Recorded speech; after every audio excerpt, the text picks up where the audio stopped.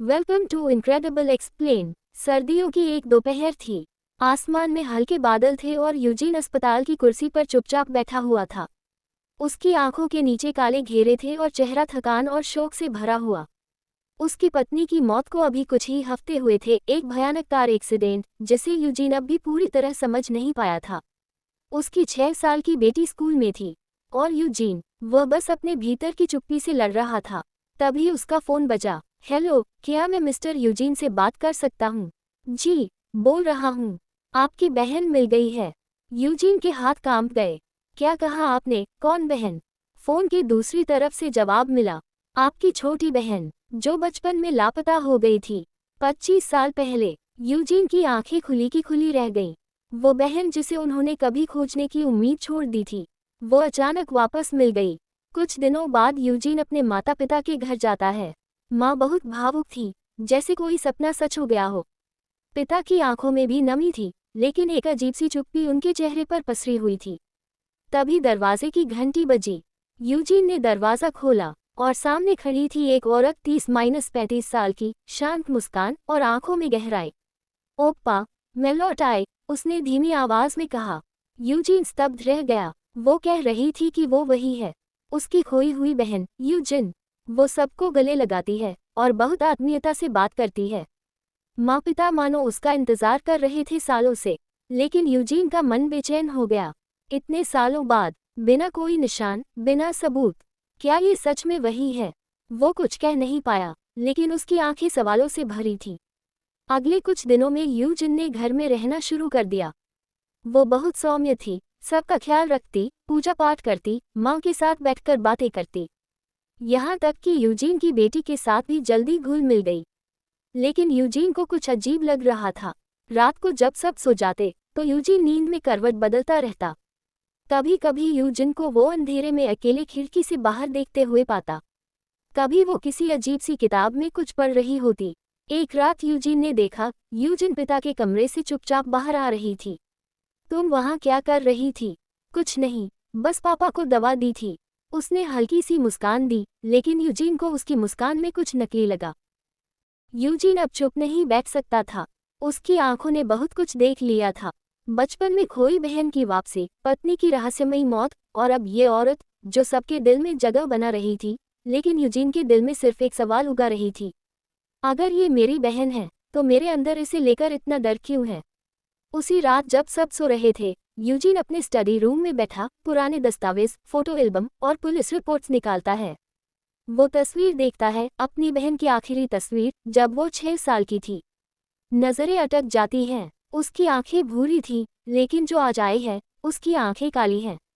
Eugene का दिल धड़कने लगा। क्या ये असली यूजिन है, या कोई और, जो उसकी जगह बनाना चाहती है? अब यूजीन खुद जासूस बन गया था। वो यूजिन का पीछा करने लगा, हर दिन, हर पल। वो नोट करता है, यूजिन हर बुधवार को किसी पुरानी इमारत में जाती है। वो घंटों तक किसी धार्मिक संस्था में बैठती है। लौटकर घर में सबको हंसते हुए देखती है, लेकिन यूजीन को देखकर उसकी मुस्कान ठंडी हो जाती है। यूजीन अब उस संस्था की पड़ताल करता है। नाम है अटर्नल रिटर्न, एक कल्ट, यानी ऐसा गुप्त धार्मिक समूह जो पुनर्जन्म और मानव बलिदान में विश्वास रखता है। उसका दिमाग सुन्न पड़ने लगता है। क्या मेरी बहन इस कल्ट का हिस्सा है? क्या मेरी बीवी की मौत भी इसी से जुड़ी है? और क्या अब अगला नंबर मेरी बेटी का है? एक दिन यूजिन से सीधा सवाल पूछता है, तुम कौन हो? क्या सच में मेरी बहन हो? यूजिन कुछ पल खामोश रहती है, फिर हल्की सी मुस्कान देती है। ओप्पा, बचपन में तुमने मुझे छोड़ दिया था, अब जब लौटी हूँ तो मुझ पर शक करते हो। यूजिन गुस्से में बुरी तरह चिल्लाता है, लेकिन घर वाले यूजिन को ही पागल कहने लगते हैं। माँ कहती है, बस करो यूजिन, वो तुम्हारी बहन है, तुम अपनी बीवी के मरने के बाद से ठीक नहीं हो। और यूजीन समझ जाता है, अब वो अकेला है, पूरे परिवार के बीच में वो ही पराया बन चुका है। यूजीन अब बिल्कुल अकेला है। माँ, पिता, बेटी सब यूजिन के इशारे पर चल रहे हैं। और यूजीन, उसे मानसिक रूप से अस्थिर बताया जा रहा है। उसकी दवाइयाँ बदली जा रही हैं। और सबसे खतरनाक बात, उसकी बेटी को अब रात को यूजिन सुलाती है। मैं अपनी बेटी को खोने नहीं दूंगा, किसी भी कीमत पर। यूजीन एक बार फिर उसी संस्था अटर्नल रिटर्न के बारे में जानकारी जुटाता है। और वहीं से उसे एक चौंकाने वाला सुराग मिलता है। 25 साल पहले एक लड़की गायब नहीं हुई थी, 2 लड़कियां एक साथ लापता हुई थीं।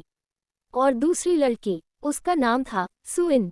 यूजीन एक पुराना रिकॉर्डिंग टेप सुनता है जिसमें एक छोटी सी बच्ची रोते हुए कह रही होती है, मुझे यूजिन बनना है, मुझे उसका घर चाहिए, उसके माता पिता चाहिए।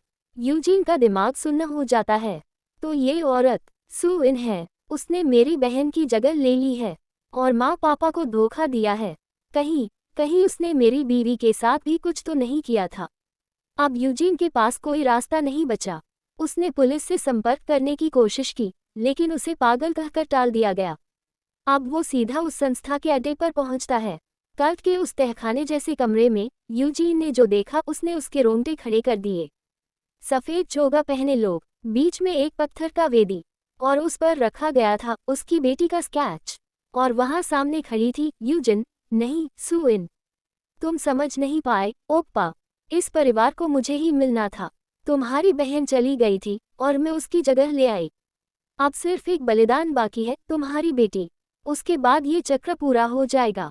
यूजीन चीख पड़ता है, तू पागल है। एक हिंसक टकराव होता है। यूजीन सब ताकत जुटाकर वहां से भागता है, बेटी को गोद में उठाकर, आग लगाकर उस तहखाने को जलाकर। वो संस्था और उसका पागलपन वहीं खत्म हो गया। हफ्तों बाद यूजीन अपनी बेटी के साथ नए शहर में आ जाता है। वो सब पीछे छोड़ चुका है, परिवार, अतीत और उस लड़की को जिसने सब कुछ छीन लिया। लेकिन कभी कभी रात को जब बेटी सो रही होती है तो यूजीन खिड़की से बाहर देखता है और लगता है कहीं कोई परछाई अब भी देख रही है। इंट्रूडर 2020 एक डरावनी, रहस्यमयी और मनोवैज्ञानिक थ्रिलर है जो दिखाती है कि कभी कभी अपने ही लोग सबसे ज्यादा पराये निकलते हैं।